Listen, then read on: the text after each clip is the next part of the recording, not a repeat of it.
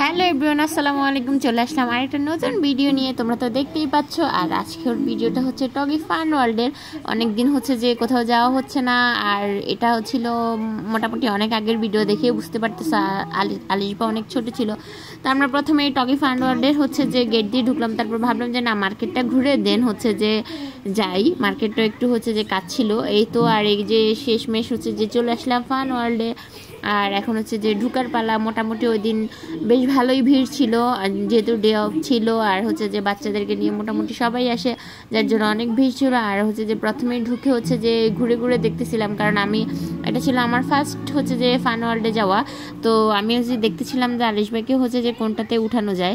যদিও হচ্ছে যে দেখার পর দেখলাম যে দুই একটা ছাড়া কোনোটাই আলিশবার জন্য ছিল না, কারণ তখন হচ্ছে যে ওই যে রাইডগুলো এগুলো হচ্ছে যে 3 বছরের থেকে শুরু স্টার্টিং। তো 3 বছরের হচ্ছে যে আলিশবা তখনও 3 বছর হয় নাই, যার কারণে হচ্ছে যে আলিশবাকে খুব একটা রাইটে উঠানো হয় নাই।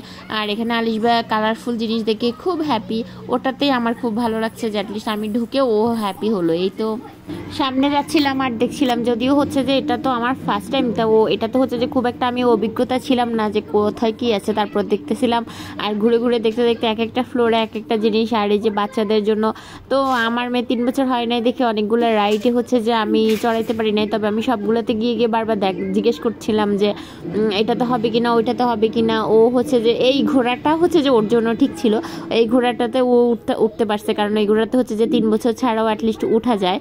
বাট এটা ছাড়া তো আর কোনো কিছু নেই। আরও যে এখানে যে বিভিন্ন গাড়িগুলো বসা ছিল ওইগুলোতে গিয়ে একটুখানি খেলাধুলা করছে, এছাড়া হচ্ছে যে আর কোনো কিছুই না। আর এই তো ওই গাড়িগুলো শুধুমাত্র এই বাচ্চাদের 3 বছরের নিচে যদি কোনো বাচ্চাদেরকে নিয়ে আসা হয় তাহলে অবশ্যই হচ্ছে যে এই ঘোড়া ছাড়া আর কোনো কিছু না। আর এই যে এই বাইকগুলোতে হচ্ছে দেখে বললো যে বসবে, তো বসলেও লাভ নেই, কারণ হচ্ছে যেগুলোতে ওর জন্য না। তো এমনিতে হচ্ছে যে জাস্ট ওনারা ওখানে যারা ছিল ওনারা বললো যে না না বসেন, সমস্যা নেই, বসালে কোনো প্রবলেম নেই। যেহেতু ও বারবার আগ্রহ জায়গা ছিল যে ও বসবে, কিন্তু হচ্ছে যে ওর তো এইজ হয় নাই, সেই জন্য হচ্ছে যে ওকে বসানো হয় না। বাট ওকে যদিও আমি নিতাম, ও হচ্ছে যে দেখে ও বললো যে উঠবে, কিন্তু হচ্ছে যে নেওয়ার পর ও আর উঠবে না।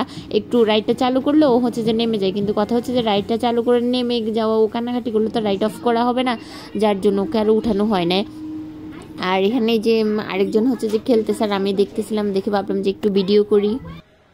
এই তো তারপর হচ্ছে যে আমরা অন্য ফ্লোরে যাই আর ঘুরে ঘুরে প্রত্যেকটা ফ্লোর দেখি। এখানে এক একটা ফ্লোরে এক এক রকমের অ্যাডভেঞ্চার। তবে আমার কাছে একটা জিনিস কি মনে হয়েছে, এই টগি ফান ওয়ার্ল্ডটা হচ্ছে যে একদমই মধ্যবিত্তদের জন্য না, এটা পুরোপুরি উচ্চবিত্তদের জন্য, কারণ এখানে প্রত্যেকটা সব কিছুর হচ্ছে যে রেঞ্জ অনেক হাই। তবে এটা হচ্ছে যে গ্রুপ নিয়ে আসলে বেটার হবে, যারা ফ্রেন্ড গ্রুপ কিংবা কাজিন গ্রুপ আসে তাদের জন্য একদম বেস্ট, অনেক অসাধারণ।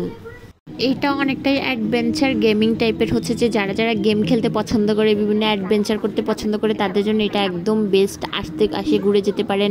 তো কেমন লাগলো আমার শর্টকাট ভিডিওটা? ভালো লাগলে অবশ্যই লাইক দিবেন।